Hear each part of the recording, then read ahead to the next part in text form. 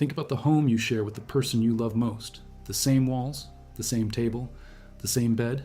Now imagine that both of you are there every single day, and yet neither of you is truly present to the other. You move around each other like ghosts. You speak about schedules, meals, and bills. But the real conversation, the one that touches the soul, has been silent for so long that neither of you can even remember when it stopped.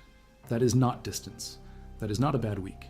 That is an emptiness so specific, so particular, that Saint Teresa of Avila, one of the most precise spiritual minds in the history of the Christian Church, named it and described its consequences in ways that still land like a fist to the chest more than 400 years later.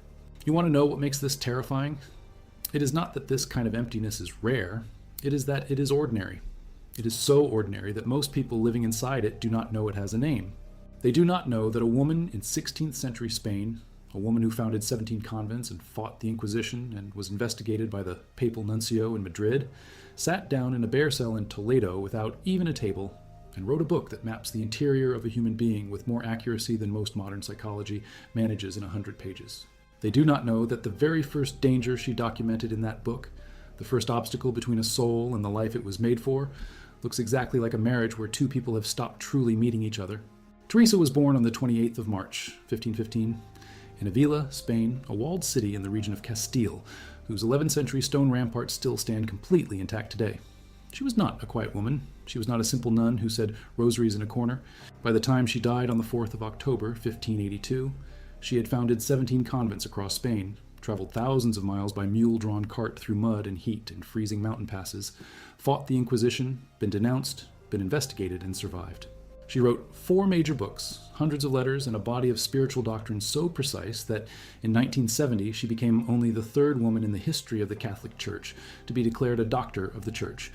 That is a title reserved for those whose teaching is considered essential for the whole Church, not just for nuns or mystics, but for every person alive. And what she saw with absolute clarity in the first mansion of the interior castle, written in 1577, was this: the soul that has gone cold on the inside looks exactly like a marriage, where two people share a house but no longer share themselves. If you value documented history of the saints and the Church like this, subscribe. It is the best way to support the work we do here. And drop a comment below telling us what city you are watching from. We love knowing where this is reaching.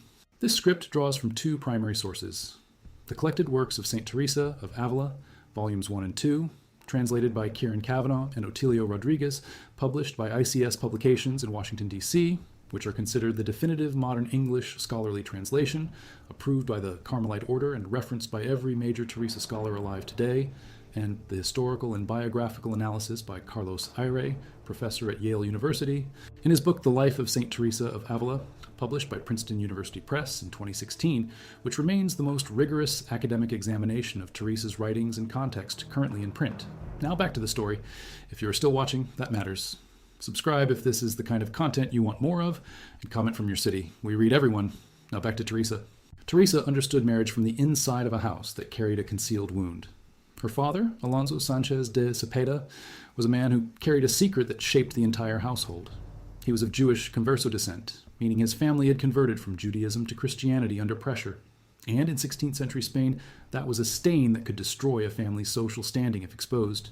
The weight of that concealment, the gap between what the family showed the world and what lived quietly beneath the surface, was something Teresa absorbed as a child in that stone house in Avila. She knew about hidden interiors from the age she could walk. She knew about surfaces that do not match the rooms behind them. And she knew something else. Her mother, Beatriz de Ahumada, died when Teresa was only 14 years old. In that moment, Teresa ran to a statue of the Virgin Mary and wept, and asked to be taken as her daughter. The wound of losing the person in the house who truly saw you, that wound she carried for 6 decades.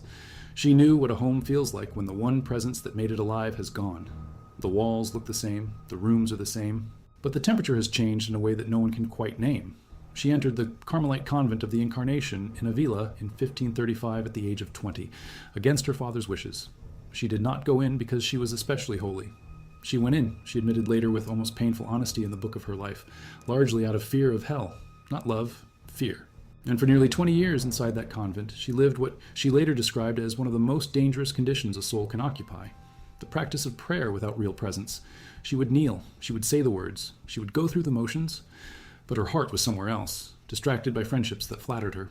distracted by the social life of the convent's parlor where visitors came and went constantly, and where Teresa, witty and charming and warm, was very popular. She was present in the room but absent from herself. That is the first ghost. And let us be precise about what Teresa meant when she described the soul in the outer rooms, because the precision here matters enormously. In the first mansion, she described people who enter the castle but are so preoccupied with their thousands of external concerns that they neither look at the beauty around them, nor know who lives in that castle, nor even what rooms it has. They enter now and again, but only through force of circumstance. They do not remain. They pass through quickly, as if they had other appointments. That is the ghost of a marriage. Not absent, not hostile, just never quite fully arrived. Passing through, technically present, responding to the immediate demand, and then retreating to the outer courtyard where it is familiar and manageable, and does not require anything too dangerous like actually being known. Teresa was a woman of enormous social intelligence. She was charming. Her letters, preserved in the collected letters of St. Teresa of Avila, reveal someone quick with humor, warm in affection, sharp in assessment of character, direct in asking for what she needed. She founded 16 Discalced Carmelite convents for women and inspired the founding of 14 monasteries for men. She negotiated with bishops, with aristocrats, with the King of Spain himself. She knew how to read a room. She knew how to move through the world. And she knew that none of that social competence, none of that beautiful exterior ability to connect, was the same as the interior meeting she was describing. You can be very good at people and still be a ghost in the rooms that count. You can be funny and warm and beloved at every dinner party and still go home to a house where neither you nor the person you love has entered a real room in years. Social presence is not interior presence. Teresa understood the difference because she had lived both sides of it for 2 decades inside the same stone walls. It was only when she was nearly 40 years old, sometime around 1554, that something cracked open. She writes in the book of her life, chapter 8, that she was walking past a painting of the wounded Christ, a depiction of Christ at the pillar being scourged, and something in her simply broke. Not a vision, not an ecstasy, just a recognition. She saw a person who had given everything, and she saw herself standing there with empty hands. She fell to her knees and she wept, and she did not get up until she had made a decision that changed not only her life, but the history of Western Christian mysticism. She decided to actually show up, to stop being a ghost in the rooms of her own soul. Now, what does that have to do with your marriage? Everything. Because the analogy Teresa used to explain the state of the soul that prays without presence, that lives in the outer rooms of the interior castle, circling God without ever entering, is precisely the image of 2 people sharing a home without truly being there for each other. She wrote in the first mansion of the interior castle that such souls are so absorbed in worldly things, so buried in possessions, honor, business, that even though they do not directly offend God, they are so involved and so preoccupied that they almost do not know the riches that are inside. It is a castle filled with light at the center, and they are living at the gate. She was describing the soul, but she was also describing, with the exactness of someone who watched human relationships closely her entire life, something that happens between 2 people who love each other and yet gradually, without any dramatic betrayal, without any single catastrophic moment, simply stop inhabiting the same interior space. They are at the gate. They have never crossed into the center of each other. Cold, still, present. Teresa knew what that looked like from the outside. In The Way of Perfection, written between 1562 and 1564 for her nuns at the newly founded convent of St. Joseph in Avila, she described earthly marriage with the wry, sharp eye of someone who had watched it closely and thanked God she was not bound to it. She described the ordinary wife of her era, a woman who must always mirror her husband's moods, who must be happy when he is happy, quiet when he is grave, entertaining when he requires it. Teresa wrote that her nuns should rejoice at being free of such bondage. And then she described something that revealed exactly how well she understood what marriage could be at its most hollow. 2 people in the same room, one person's entire emotional life, determined by whether the other person decided to be pleased that day. That is not love. That is cohabitation with performance. That is 2 people going through motions, so practiced they no longer remember when the motion replaced the meaning.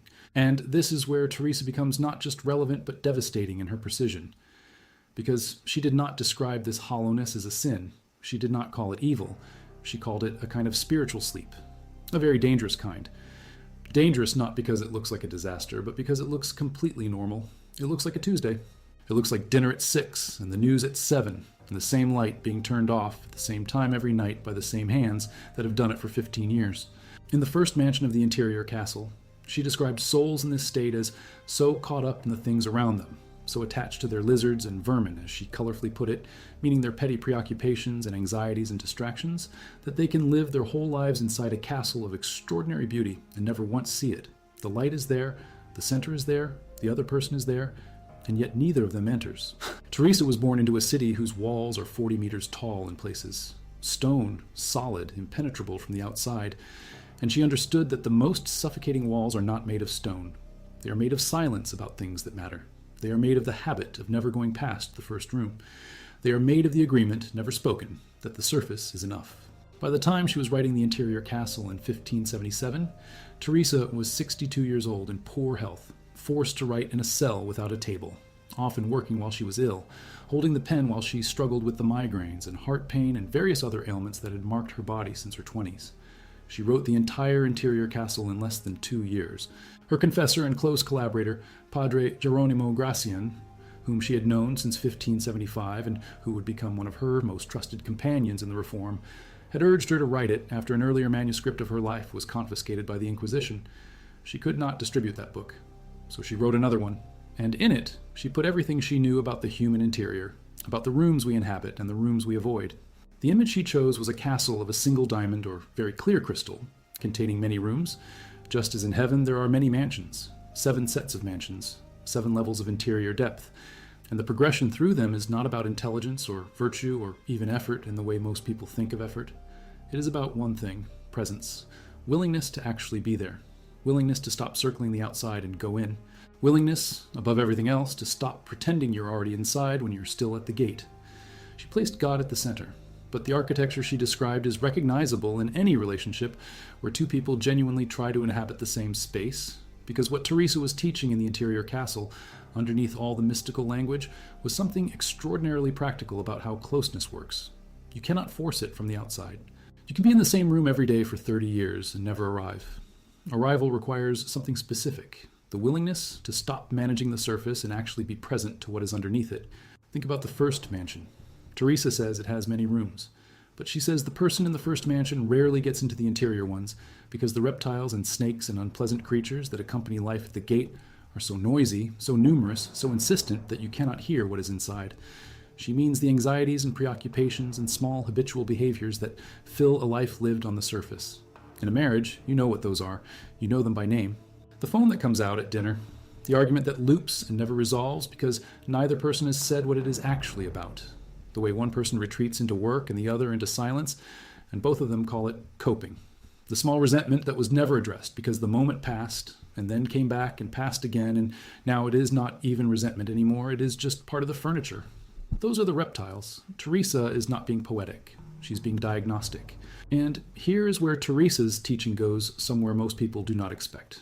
Because she did not say that the remedy for spiritual emptiness is more effort. She did not say, try harder, pray more, do better. She said the remedy begins with one recognition, and the recognition is this. The problem is not that you have been away. The problem is that you have told yourself you were present the whole time. That is the ghost move. That is how two people end up strangers inside a shared house, not through fights, not through neglect, but through the quiet fiction that physical proximity equals real meeting. You were there for dinner. You were there at the movie. You were there for the holiday. And all the while, the actual you, the interior you, the self that lives in the deeper rooms, was not there at all. It was hidden. It was too tired to emerge. It had decided at some point, without ever saying so out loud, that the surface was safer than the center. Teresa understood this because she had done it herself. For 20 years in a convent, she had been physically present at prayer while being genuinely absent at prayer. And she wrote about it, not with judgment, but with that specific kind of clarity that comes from personal experience that has been fully processed. She had been the ghost. She knew how comfortable it was. She also knew what it cost. In the book of her life, chapter 8, she wrote a sentence that has been quoted for more than 4 centuries and still lands differently the older you get. For mental prayer, in my opinion, is nothing else than an intimate sharing between friends. It means taking time frequently to be alone with him, who we know loves us. That is what she said prayer was.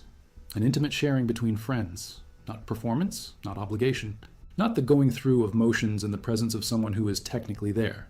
That sentence describes something about every meaningful relationship in a human life. Not just the soul's relationship with God, but the relationship between two people who have chosen each other. Real presence is not the same as being in the room.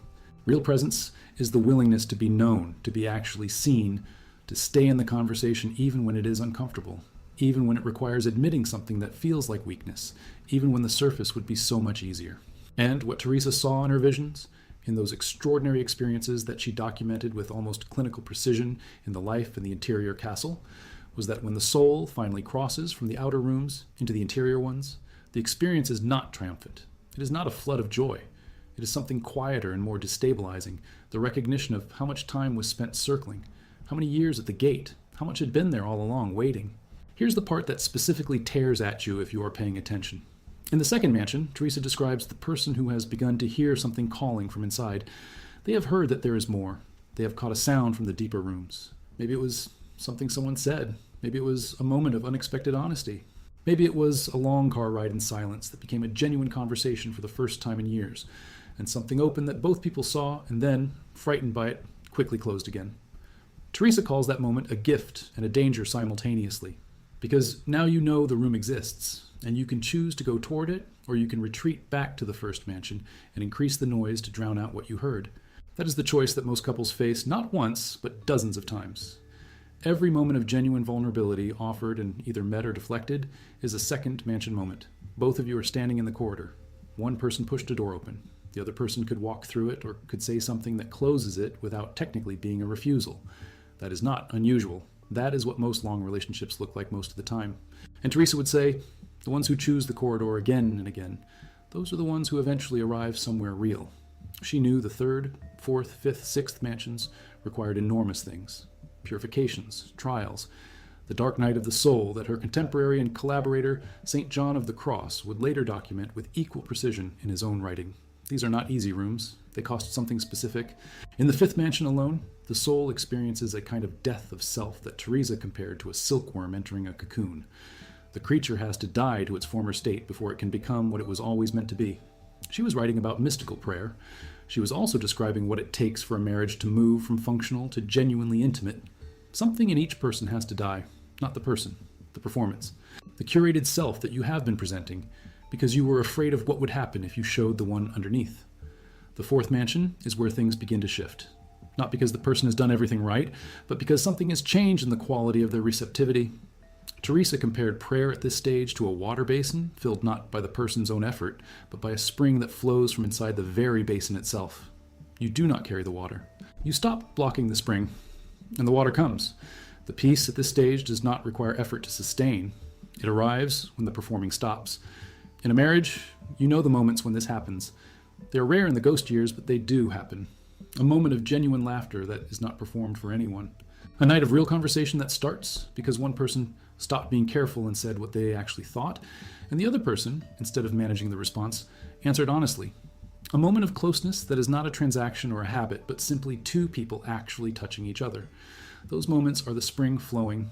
You did not make them happen. You allowed them to happen by being, for that moment, genuinely present. Teresa taught that the way to sustain those moments is not to chase them.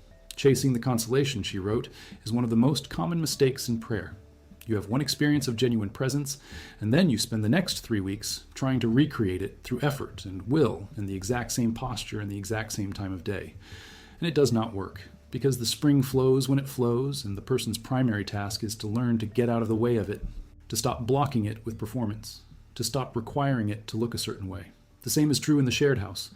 The person who experienced one real evening with their spouse and then turns it into a project, a program, a scheduled vulnerability exercise, will find that the spring does not cooperate with the calendar. Real presence is not something you can produce. It is something you can either receive or refuse. And the primary thing that makes you refuse it, Teresa would say, is the fear that if you are truly seen, the other person will decide you are not what they wanted. She knew that fear from the inside. She wrote in the book of her life that for years she had been afraid to tell her confessors the full truth of what she was experiencing in prayer, because she thought they would decide she was deluded, or worse. She managed the disclosure. She gave them portions. She presented the version of herself that seemed most defensible. And those were, she said, some of the worst years of her prayer life, not because God had abandoned her, but because she had made herself unavailable to the depth of the encounter by managing what she allowed through. Managing what you allow through is the ghost's primary skill, and it is very sophisticated, It does not look like avoidance. It looks like competence. It looks like not burdening the other person. It looks like keeping things pleasant. It looks like being low maintenance and easy to live with. And underneath all of that reasonable sounding behavior is simply the refusal to be found. Because being found has always felt more dangerous than being missed. Teresa was not gentle about this. She was kind, but she was not gentle about the cost of it. In The Way of Perfection, she said that the soul which tries to make progress in prayer while holding back something essential, while keeping one room locked, that soul will make very little progress and will suffer more than the soul that surrenders completely. Because the locked room demands constant maintenance. You have to keep circling back to check that no one has found the key. And that circling consumes exactly the energy you needed for the journey inward. In a marriage, the locked room costs the same way. Keeping it closed is not free. It takes something from every interaction. Every conversation that gets close to the door requires a subtle redirect. Every moment of intimacy that approaches the real question gets answered with the surface answer. And over years, the person across from you stops asking. Not because they stopped caring, because they learned that the door is not going to open.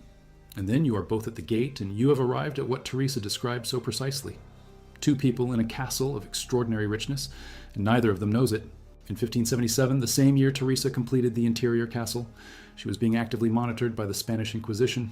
The papal nuncio in Madrid, Felipe Sega, had called her a restless, wandering, disobedient, contumacious woman who invented evil doctrines and called them devotions. She was under investigation. Her books were confiscated. Her reform was under political attack from within the Carmelite order itself. And in the middle of all that, she sat in a bare cell in Toledo, without a table, and she wrote one of the most precise and illuminating documents about the human interior that exists in any language. She did not write it from peace. She wrote it from the middle of a siege, and what she described as the deepest room of the castle, the seventh mansion, the place where the soul finally arrives and rests, is not a place of absence from the world. It is not withdrawal. She is ferociously clear about this. In chapter 4 of the seventh mansion, she says exactly what this arrival produces. The purpose of all this interior journey is not for the soul to enjoy God in secret. She says, at the very end of the interior castle, "This is the reason for prayer, my daughters, the purpose of this spiritual marriage, the birth always of good works, good works. Real arrival in the interior life produces something visible in the exterior life. Real presence between two people does the same thing. The couple who has stopped being ghosts does not just feel better privately. They become different in the world. Their kindness has texture. Their patience has roots. Their love is not performed. It is generated from somewhere real." Her spiritual marriage, her deepest experience of union with God, came on the 18th of November, 1572, during Holy Communion at the Monastery of the Incarnation in Avila, where she was serving as prioress at the time. She recorded it in her spiritual testimonies. She described Christ offering her his right hand and speaking words that changed the entire orientation of her remaining 10 years of life. She was 57 years old. She had been in religious life for 37 years, and in some deep sense, she was only arriving now, only now truly there in the center with no more circling. That is the most sobering fact in this entire story. 37 years inside the building before she entered the deepest room. Not because she was not trying, not because she was lazy, but because this kind of arrival is not something you can force by will alone. It comes when something in you stops performing and starts meeting. Now apply that to the ordinary marriage. Not the dramatic kind, not the one with betrayals or screaming or the specific visible failures that make sense on paper. The ordinary one. The one where dinner happens every night and the television is on and both people are tired and one of them says something they do not quite mean and the other one answers from a script they have refined over years. That marriage. The one where both people are fundamentally decent and fundamentally good and fundamentally going through emotion that used to be alive and is now simply the shape that a living thing left behind. Teresa would not have condemned those two people. She would have recognized them. She would have recognized the outer mansion perfectly. She would have seen in them what she spent 20 years seeing in herself. Enormous goodness, genuine care for the other, a sincere desire not to hurt anyone, and a very deep, very practiced habit of living at the surface because the surface feels safe. And she would have asked one question, not cruelly, but with the directness she was known for, the directness that made her feared and beloved in equal measure throughout 16th century Spain. When was the last time either of you was actually in the room? In The Way of Perfection, chapter 4, Teresa described the essential building block of any community of souls, any group of people who have committed to living together and growing together. The love that is truly love seeks the highest good of the other person, not their comfort, not their surface approval, not the easy peace that comes from never saying the thing that needs saying. She wrote that true friends correct each other when necessary, and that the correction is an act of love, nothing less. She was talking about nuns in a convent. She was also talking about every marriage that wants to survive the long middle. And then she added something that most people skip because it is harder to apply than a rule. Each partner shares in the honor and dishonor of the other. Your interior life is not private in the way you think it is. What happens in the deepest rooms of your soul shapes what you bring to the shared house. The ghost you're inside becomes the ghost you are at the table. Because the middle is where the ghost years happen. Not at the beginning, when everything is new and presence is easy because everything is interesting. Not in the first crisis, when urgency forces both people into the actual room because there is no choice. The ghost years are the years of competence. The years when you know each other so well that you can predict every response. When you have learned which rooms of the other person you are allowed to enter and which ones you have agreed, without ever speaking about it, to treat as locked. Those agreements, Teresa would say, are the vermin of the first mansion. The small, habitual preoccupations that seem harmless because they are so familiar and that are actually the reason you never cross into the light. Teresa was canonized on the 12th of March, 1622 by Pope Gregory XV, alongside Ignatius of Loyola, Francis Xavier, Philip Neri, and Isidore the Farmer, 5 saints canonized on the same day. She was made a Doctor of the Church on September 27, 1970 by Pope Paul VI. The woman who spent 20 years as a ghost in her own prayer life became the defining teacher on how to stop being one. That trajectory matters. It means the teaching comes from someone who failed and knew they failed, and stayed long enough to learn what was on the other side of the failure. If you have been gone from the center of your own marriage, Teresa does not offer a soft prescription. She offers an honest one. You stop pretending you were there. You acknowledge the rooms you have not entered. You stop managing the surface and start meeting the person. Not because it is easy, because the alternative is what she spent 20 years documenting from the inside of her own experience. A castle full of light and a life spent at the gate.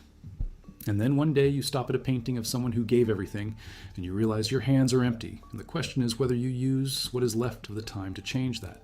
In The Way of Perfection, she wrote, "If we cannot succeed in 1 year, we will succeed later. Let us not regret the time that is so well spent. Who is making us hurry?" That sentence was written for nuns learning to pray. But it is also written for anyone who looks across a dinner table and realizes the person across from them has been waiting in the corridor of the deeper rooms for longer than either of them said out loud. Here's the late detail that reframes everything. When the manuscript of the interior castle was finally recovered and preserved after Teresa's death in 1582, it was found that it had been bound in silver and precious stones by Dona Juana de Mendoza, Duchess of Beguiar, a novice in the same convent where the manuscript was kept, and held as part of her dowry. A book about the interior rooms of the soul, bound in the currency of surface wealth, given as a bride's possession at the threshold of marriage. The manuscript is still in that convent today, 113 leaves of it, though some pages were torn out before it reached preservation. The torn pages are not in any catalog. No one has identified what they said. Some rooms are always missing. The question is whether you look for them before the door is gone.